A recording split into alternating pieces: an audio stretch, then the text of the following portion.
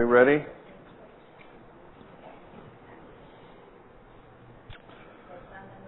Hey, are you ready, Bri?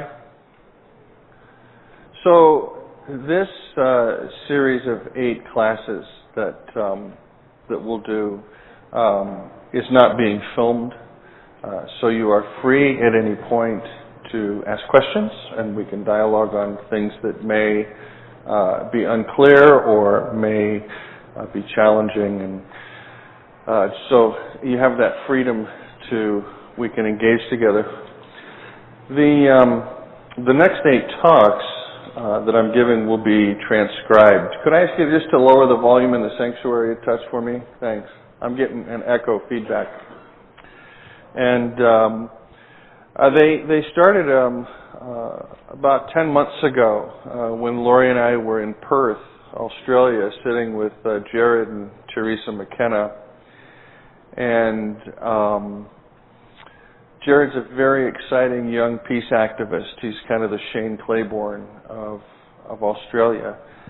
And one of the things that he has to deal with frequently, because he's in the Pentecostal tradition, which is a very evangelical tradition, is the influence of a particular pastor, probably the most influential fundamentalist or neo-fundamentalist pastor right now in the world on the internet, named Mark Driscoll.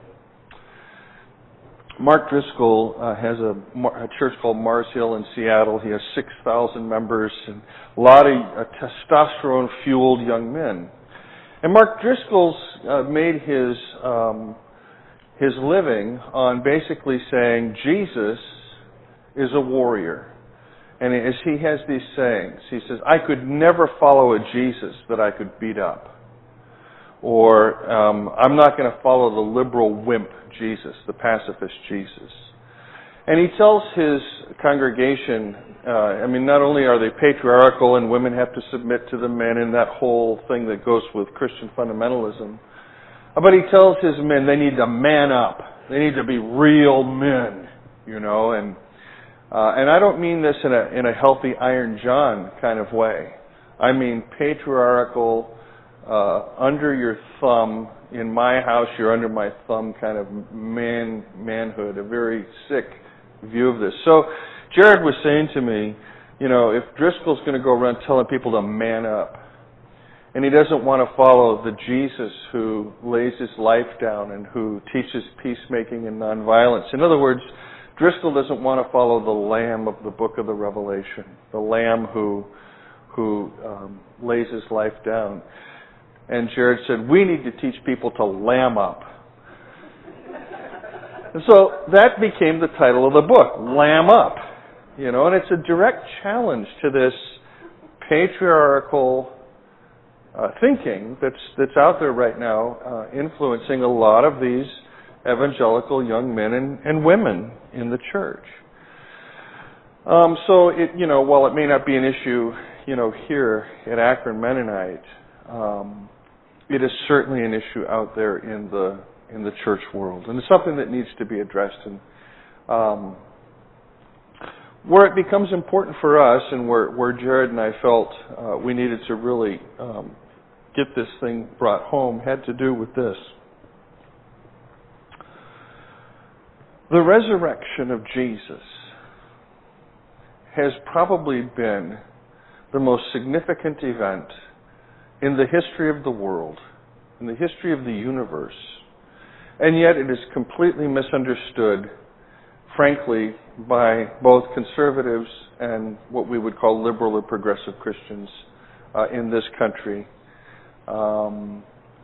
And so I want to talk about that today. That's what I want to discuss today, is this business of the resurrection. Next week, just to give you an idea of where I want to go in these 8 weeks, we're going to look at Luke 24 and talk about the relation of resurrection, or the risen Jesus, to discipleship and peacemaking, and how that connection becomes important. In session 3 on February 24th, we're going to look at Matthew 28 and talk about Jesus as the example. Why the risen Christ is our example of peacemaking, not the historical Jesus. And I'm going to differentiate between the historical Jesus and the risen Christ. In the session 4, I want to look at Mark 13, which we call the Little Apocalypse. And that's where the gospel writers have brought together all of these end-time sayings of Jesus about the destruction of the universe and the world and the temple. And I want to point out how Jesus has a fundamentally different view of apocalypse than his contemporaries. And that Jesus, in fact, advocates for a nonviolent God at the end.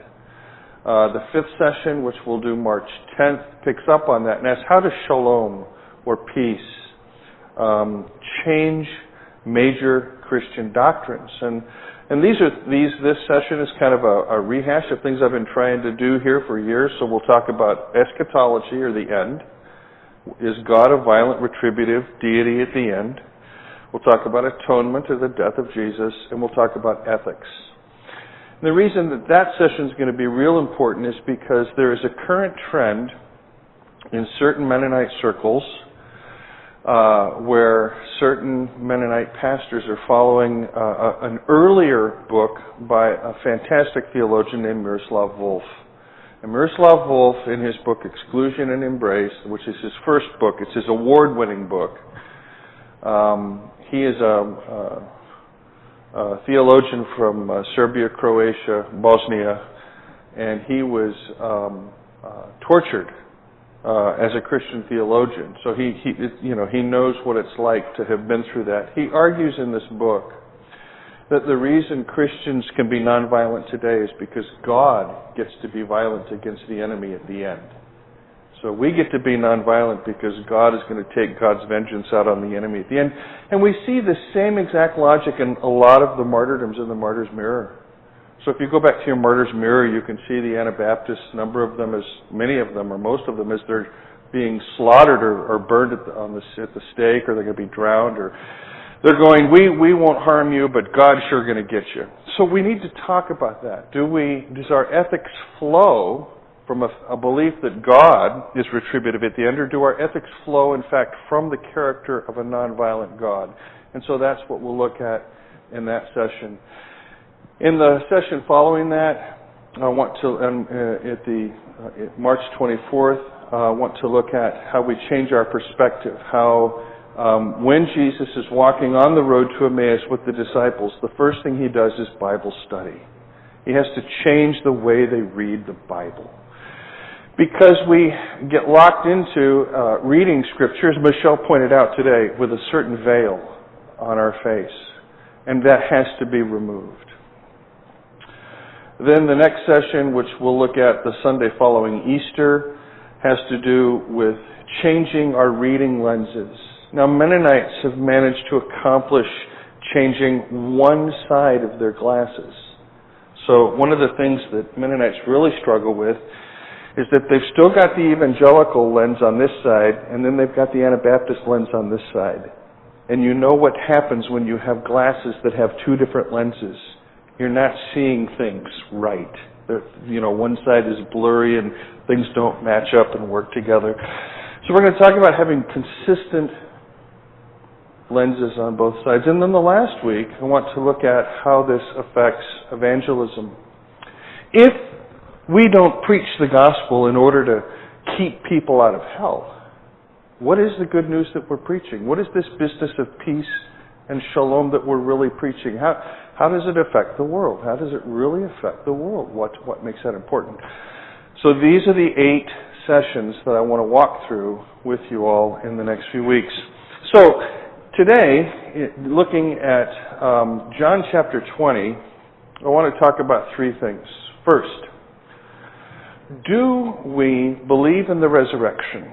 Now, if you are in a creedal tradition like the Roman Catholic Church or the Lutheran or Episcopal churches, and you come down to the end of the 3rd article in the Creed, I believe in the Holy Spirit, the Lord and giver of life, who proceeds from the Father, who together with the Father and the Son is worshipped and glorified, who has spoken through the prophets.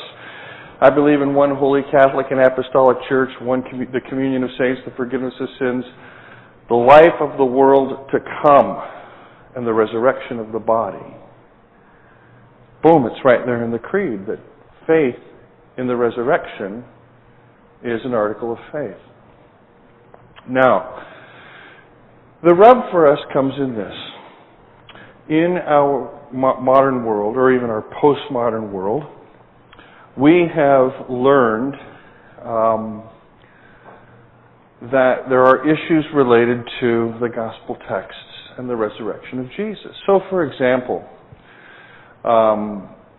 scholars have been quite pleased to point out for about 300-something years now that when you go to the Gospels, you'll notice that the resurrection narratives are all different. Some resurrection narratives have one person in the tomb, one man, some have two men, some have one angel, some have two angels. And they say, well, how can this be? You know, people going to the tomb obviously weren't certain if there were men or angels there, and they obviously didn't know how to count because some have one and some have two, so there are discrepancies in the narrative. These discrepancies create issues for the progressive Christian. For the second piece that has created a major discrepancy comes from really the 18th and mostly in the 19th century, but beginning in the 18th century, where modern biblical criticism looked at the biblical texts and said, everything in the biblical texts that looks like miracle or magic is obviously myth or legend and can be explained by modern science if we had the tools. And so, really, for the last several hundred years, when it comes to the life of Jesus, we have gone and looked at the story of Jesus through these kind of critical lenses. Lenses provided especially in the last 25 years by a group called the Jesus Seminar, people like Marcus Borg and John Dominic Crossan, and these are influenced by other great figures like Rudolf Bultmann and Helmut Kester and others. And so we've gone to the stories in the Gospels and we've said, a demon possession. Obviously that is just psychiatric illness, and this, if Jesus was casting out demons in the first century, today he would be a Freudian psychoanalyst and the same kind of deliverance would happen. Or we take Jesus turning the water into wine and we say, obviously, nobody could turn water into wine. We've been trying to figure out the alchemical magic for millennia, and we can't turn lead into gold either. Wouldn't it be nice? But obviously we're dealing here with fantasy, myth, legend, some kind of narrative falsehood. And so much of the Jesus story gets caught up in this, what I am going to call this modern empirical historicist reading, that when it comes to the Gospels, we no longer are able to hear the story that's being told. Now, I want to say this as well. The conservative comes to these same texts and seeks to do what we call apologetics. Now, apologetics is a discipline in the conservative tradition that essentially seeks to show how these things can happen. So, for example, one type of apologetics will take all four resurrection narratives, one man in the tomb, two men, one angel, two angels, and try to harmonize them. So maybe at first there were two angels and then one left. And then there was one angel and some other people came. And then there was one guy after that angel left, and then some other guy joined him. And really, we can harmonize them and make them all work really nicely together. Or apologetics can take the form of, there are real demons, there's literal Satan, people can be possessed. We have examples in Africa of demon possession, and certainly in the Republican Party, just a joke. At any rate, okay, so no, I totally lost my train of thought there. Zoom, left the station. No, so same with the miracles. We have these fabrications, and they're not fabrications. They're literal miracles. And Jesus really walked on water. And the liberal progressive goes, no, he was walking on a sandbar, and they just thought he was walking on water. The conservative goes, no, he was really walking on water, and it was 25 feet deep below him. And they get in these debates and miss what's really happening in the narrative itself. They miss what's happening in the story. One of the things that I'm going to focus on here is that I know most of you would tend to be what I call progressive rather than conservative. And I just want to say two things then. If you were conservative, this was an evangelical audience, I would go after the whole apologetics thing. But you're not, so I don't have to do that. I'll do that in the book. Yeah, well. But I want to say this. What is history? What is history? How do historians do history? Historical research. What constitutes historical data? In the older paradigm of what constitutes history, part of the problem in this research is that historians, and particularly when it gets filtered down to what I call the popular level, the Jesus Seminar type writers, is that history means that if something isn't said that makes sense in modern terms, modern Western terms, then we have to categorize it off as legend, myth, fantasy, because it doesn't fit the categories we call history. So, one of the things that happens now is that if that same Western historian was to go to sub-Saharan Africa and try and write a history of a tribal group, they couldn't do it. Because nothing in that tribal group occurs that makes any sense in Western rationalistic categories. When we send missionaries out as a denomination, one of the things we're careful to do is to tell them, don't take your cultural baggage and impose it on the group you're taking the gospel to. Is that correct? Is that correct?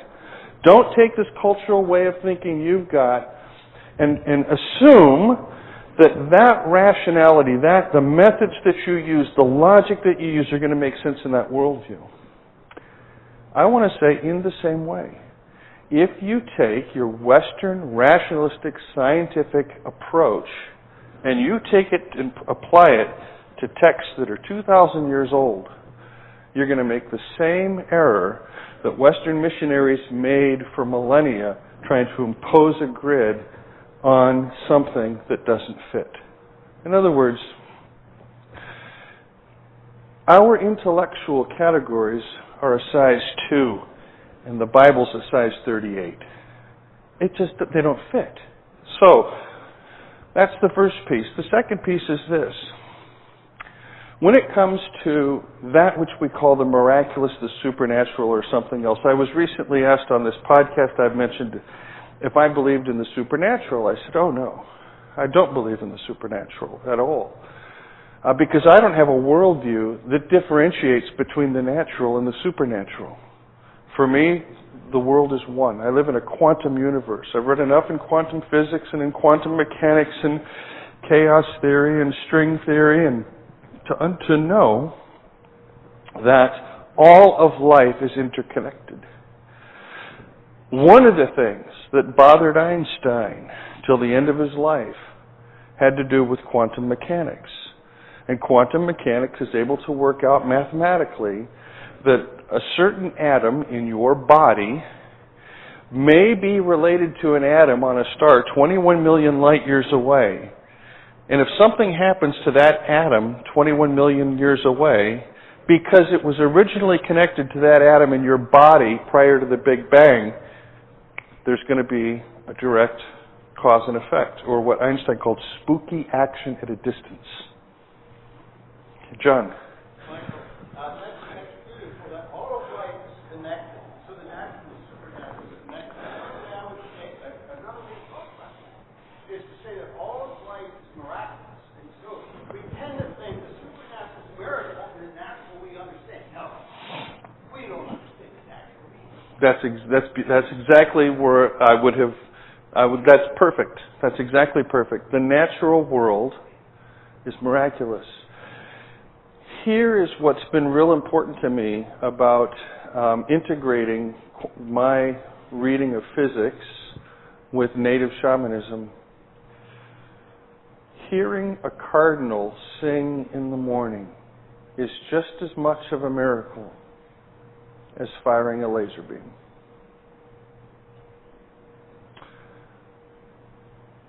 Touching and feeling the energy of an oak tree is just as miraculous as the energy of the sun warming my body.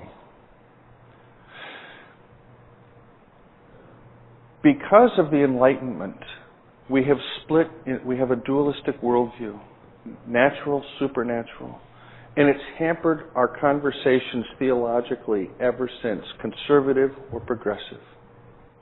Now, I mention all that because I know that some of you have come to me over the years. Bob did this morning and said, I'm assuming Bob, I forget how you put it, you're assuming that we believe in the resurrection, or how was your... Yeah. And I know I have a couple of dear friends in the congregation that have just point blank said to me, I don't believe in the resurrection. And I know why they're saying this. I know why folks would say, I can't buy it, because when you go look at the story of Jesus and then he dies, and then 3 days later he's raised from the dead, well, God doesn't raise the dead anymore, does he? When's the last time you saw a dead body in a morgue come to life 3 days later? If you did, you'd run like hell because it would be a zombie apocalypse. Right? Nobody likes dead bodies coming back to life. All they want to do is eat your brains. So, this business of Jesus being raised from the dead, we say, oh, that just couldn't happen. Well, here's the thing. The early apostolic church did not believe in the resurrection. They believed in the risen Jesus. They encountered the risen Jesus. It wasn't that they went back and they had to sit and go, oh gee, how do we understand this resurrection business? Could it really happen? Are there really miracles? Does God really work this way? No, what happened was they encountered this presence in their life. Now I want you to know something. When they encountered the presence of the risen Christ, in every single instance in the New Testament, every one, they don't know who they're encountering. In the Gospel of John, Mary Magdalene will come to Jesus in the garden and encounter him, and she doesn't know who he is. She thinks he's the gardener. On the road to Emmaus, the two disciples are walking with Jesus for hours, and they don't recognize him. On the Damascus Road, the Apostle Paul has no idea who it is that's speaking to him. The encounter with the risen Christ in the New Testament is the encounter with a stranger. And this is hugely important. It's going to partially account for the fact that when it comes to the resurrection stories, they're all over the place. They are just all over the place. Second, it's going to have huge implications for the way we understand God as the stranger in our midst. God is strange. Strange meaning different, weird. Weird comes from the old Celtic word meaning magical. I mean, it's out of the ordinary. It's completely out of the ordinary. Now, when theologians talk about the resurrection of Jesus, they use a term, eschatological. Eschatological. And what that means is, the resurrection was promised at the end of human history in the Hebrew tradition and the apocalyptic tradition of Second Temple Judaism. The resurrection is the event that occurs at the end, when God raises everybody from the dead, sends some to hell, some go to the New Jerusalem, and everybody lives happily ever after, except for those burning in hell forever. The notion that the resurrection is this end-time thing, it's the last thing that occurs, When it happens to the early church, bang! The future, the far-off future, the day of the Lord has come into their present. Right now, it's here. Right here and now, it's here. So that's why scholars talk about the resurrection of Jesus as an eschatological event. The resurrection of Jesus is not like the resuscitation of Lazarus. Lazarus is not raised from the dead eschatologically. Lazarus' corpse, I'm speaking narratively now, is resuscitated, revived. And he comes out of the tomb, and they unwrap him, and everybody's thrilled. Jesus' resurrection is not of that type. Jesus' resurrection is of a wholly different character. And it has to do with the final event, the last event of time and space as we know it. But it's the first event of something else. So in other words, it's not the end. It's the end of one thing and the beginning of another. The resurrection of Jesus in the New Testament is intimately connected eschatologically with two other key events. And one of the reasons that the modern church has effectively lost its way in the world is because it's dissociated the resurrection from these other two events. The first one is this. In John 20, when Jesus is raised from the dead and Mary does not recognize him, and Jesus says, Miriam, calls her name. There's so much we could say right here about that creating the recognition when Jesus calls her name. She recognizes his voice in her name. But that's a whole other thing, wonderful stuff we can do there. What's the first thing she does? She grabs onto him, just wraps her arms around him, the bottom of his leg. She's on the ground, she's hanging on, and Jesus says, "Don't hang on to me. I have not yet ascended to my Father." In other words, how you're understanding me right here and now, by throwing your arms around me, that's not how you really can know me. That's this whole thing that's happening right here and now between us is not going to make sense to you. Let it go. Let it go. And he says, "I have not yet ascended to my Father." When Jesus, in the gospel tradition and in the book of Acts, ascends to the Father, and we have this wonderful mythological portrait in the book of Acts where, Jesus all of a sudden starts levitating off the ground, and then there's this cloud underneath him, and he goes to heaven, like an alien, and he's out of sight. Poof, he's gone. Woo-hoo! That's a portrait, a way of trying to put into narrative style something else. And that something else is absolutely essential, especially if you're an Anabaptist. I'm about to give you the heart and soul of what it means to be an Anabaptist here, folks.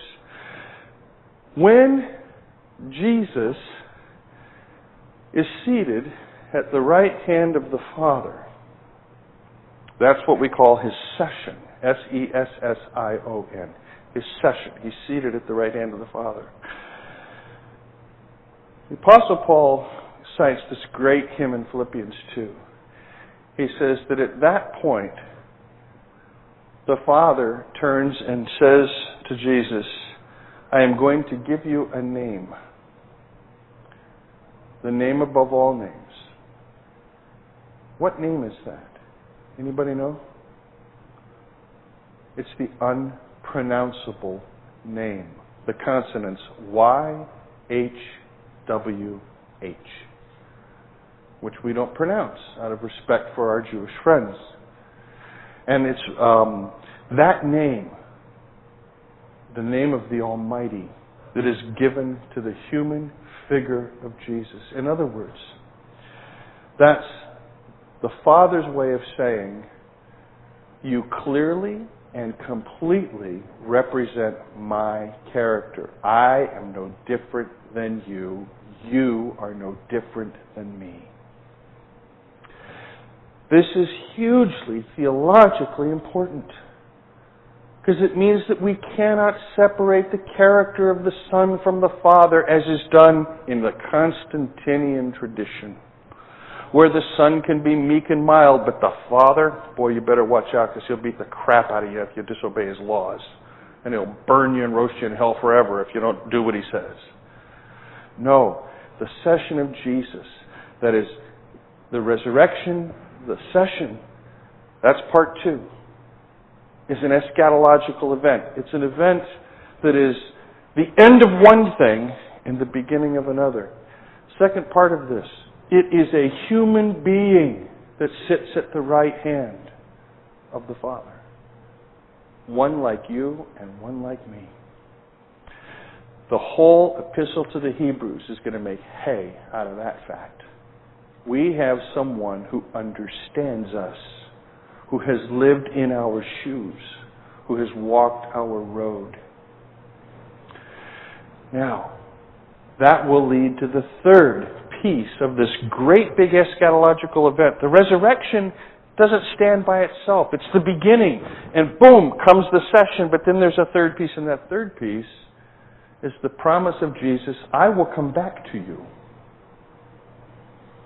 And it's not a reference to some end-time left-behind series scenario.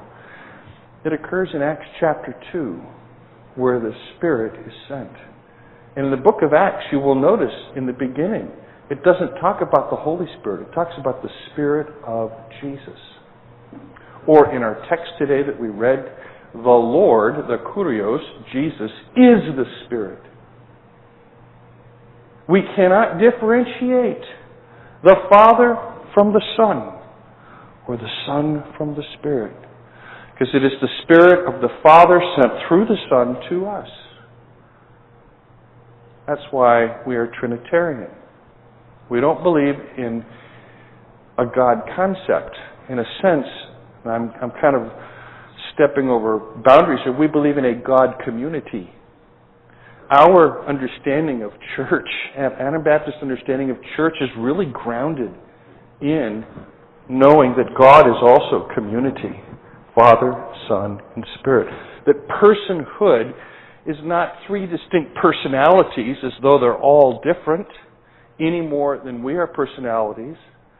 And as I've taught before, as I've said so many times, there's no such thing as Michael Hardin, and there's no such thing as Richard Weaver. There is the Michael-Richard relationship.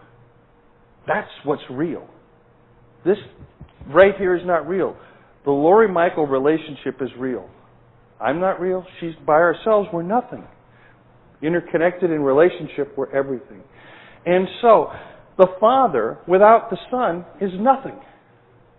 The Son without the Spirit is nothing. The Spirit without the Father is nothing. It's the Father, Son, Spirit, the Son, Spirit relationship, the Father-Son relationship. That's what counts. It's the relationality that counts. This is what the resurrection establishes, is the promise of relationality. So, 3 events. Resurrection, session, coming of the Spirit. These all 3 belong together. I asked Jim Amstutz once, what was one of the real problems in Anabaptism? He says, we don't have a doctrine of the Holy Spirit. Anabaptists, they don't. Anabaptists have never thought this through. 500 years. And they can't. Because in their theology, they've separated the Father from the Son. And it's this business of resurrection, ascension, and sending of the Spirit that keeps them together. That's why I want to begin this whole business with this. Second, if you ask me, do I believe in the resurrection? My answer is yes and no. I don't need to prove it. It's not a scientifically demonstrable thing. But it can't be disproven either. You can't prove that Jesus was raised from the dead, and you can't disprove that Jesus was raised from the dead. My faith is not in my capacity to intellectually put it into boxes that I can make sense out of. I do have an encounter with the risen Christ.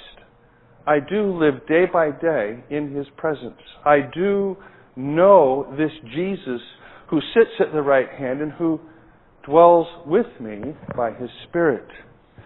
That Jesus I know. Is it the same Jesus that's talked about in the gospel text? Yes. Do I follow a dead Jesus? No. Do I follow a Jesus who is more than made alive? And that is not just resuscitated like Lazarus, but is the principle of life itself. Not only life, but peace. Not only peace, but love. The risen Christ who exhibits the pure character and heart of the Father. That is who I know. That's who Paul knew. That's who John knew. That's who you know. That's who Menno knew.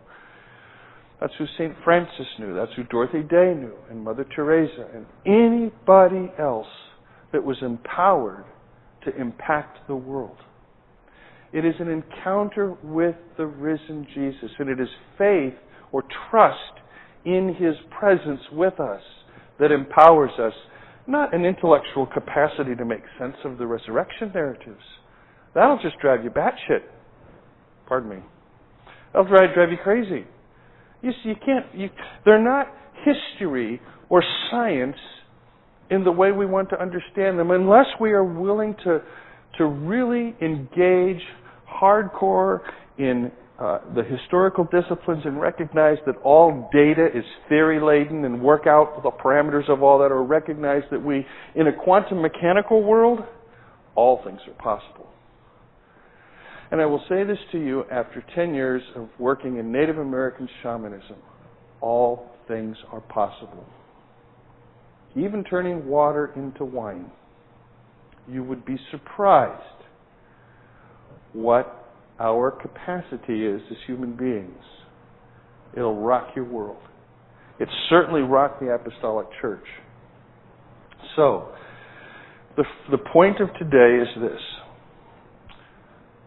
Rather than trying to figure out if I can go to the biblical tradition and sort through all of the issues relating to history and science, which you can do, you can spin your wheels doing, and believe me, scholars in the academic community have spent a lifetime doing this. They've gotten tenured for doing this.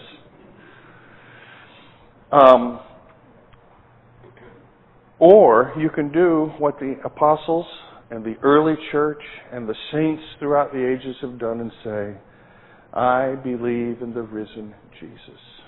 I've met Him. I have met Him. I have encountered Him. I know this one. I know this one. I sense His presence. I know who He is. And He is God to me.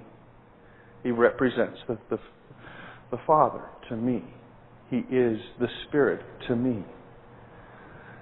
So that's where I am wanting to go in this first bit today.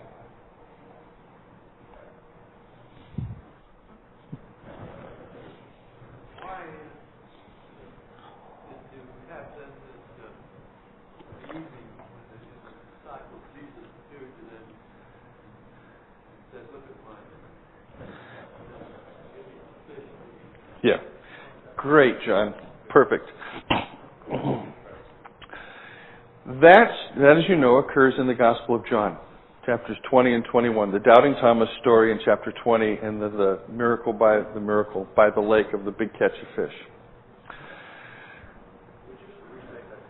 Yeah, John asked, why do we have the stories of Thomas and Jesus saying, touch my hands and my feet, and Jesus eating fish? One of the things about the Gospel of John is that the early church, when it came to read the Gospel of John, they called it the spiritual gospel, right? Because it seems like Jesus really isn't so human in that gospel. He's kind of above human, as it were, and he uses all this language that he doesn't use in Matthew, Mark, and Luke, I am in my Father and the Father's in me, and I and the Father are one, and I'm turning water into wine and walking on water and raising the dead, and I'm the light of the world, and all this stuff. Okay. One of the things that the Gospel of John has taken great pains to show us is that there is no such thing as life in the Spirit or divine life apart from the flesh. The Logos of John 1, and in the beginning was the Logos, and the Logos was with God, and the Logos was God. The structuring principle of reality becomes flesh. And the Gospel ends the way it begins, by asserting the fleshness or the bodiness, the embodied character of divinity. God works through the flesh, through embodied reality. The problem with Greek religion, Gnostic religion, Platonic philosophy, and everything else is that it split the world into two spheres.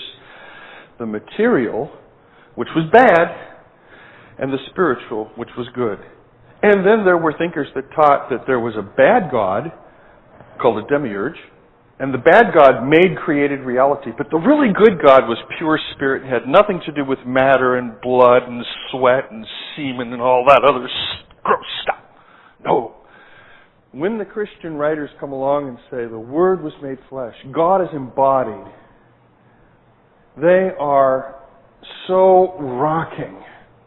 That statement, the Word was made flesh, is just as impactful a statement on the way the ancients thought as the fact of the risen Jesus coming as a stranger to the disciples. I mean, it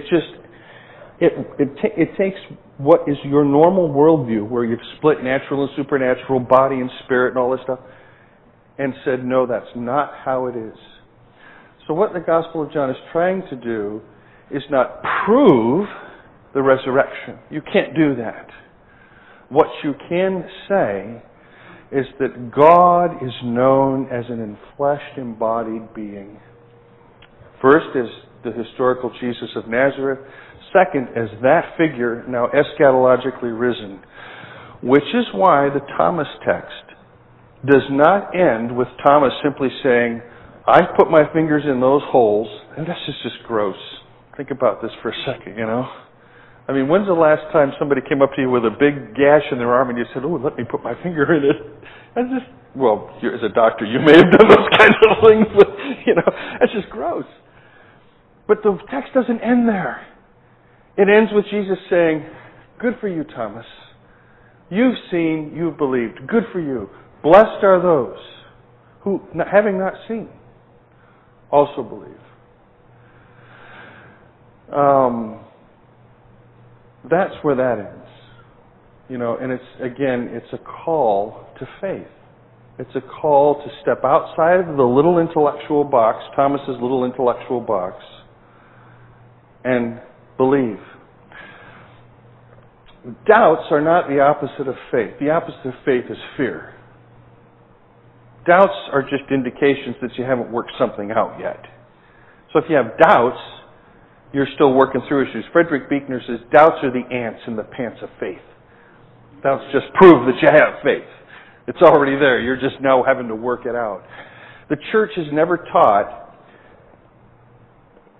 I think, therefore I believe, or intelligam quam credam. It's taught credo ut intelligam. I believe in order to understand. That's what it's taught. So, in the modern world, if we fall prey to this, I think, and once I've thought it all through and it makes all the rational sense in the world, then I'll believe it. If we fall prey to that, we will never be able to walk with Jesus. Ever. Because you can't think it all through. You can't. But you can learn to trust the presence of the living Christ in your life and our life together. That we can trust. That's where the power is. That's where the power is. So, if we are to be an embodied empowered congregation, if we believe that God will embody God's self in our life together, if we believe that God is embodied in our relationships, it is because we have faith in the one who transforms all life and all reality. John. Another way to comment maybe on touch my hands, watch me fish in these stories is like you said earlier, these stories always push in another direction at the same time.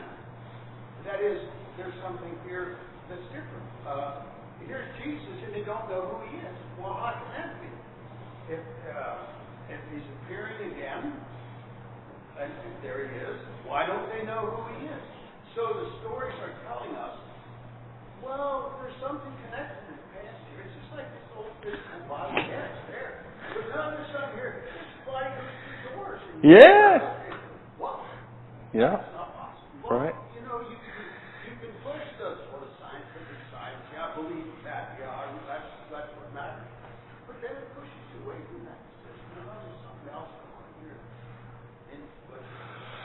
Fortunately, Jesus research has taken some new tacks away from the standard research of the Jesus Seminar. If you are a reader of Jesus Seminar theologians, let me just warn you now that you are getting an extraordinarily biased perspective.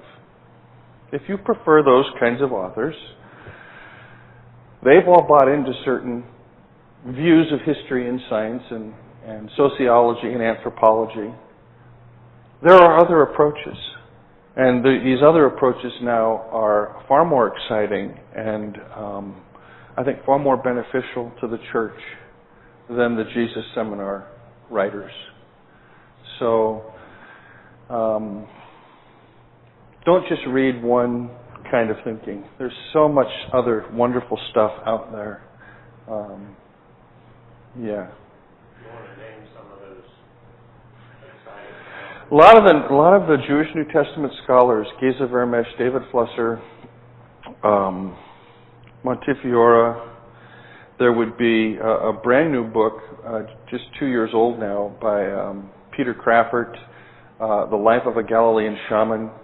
There's Ben Witherington III. I mean, even Lori and my beloved friend Walter Wink. You know, Walter and I there was an abyss separating us when it came to Jesus. And for Walter, Jesus was in the past. For me, Jesus is in the future. And that future is now. You know, and toward the end of his life, Walter, after he read The Jesus-Driven Life, he said, "You've almost persuaded me."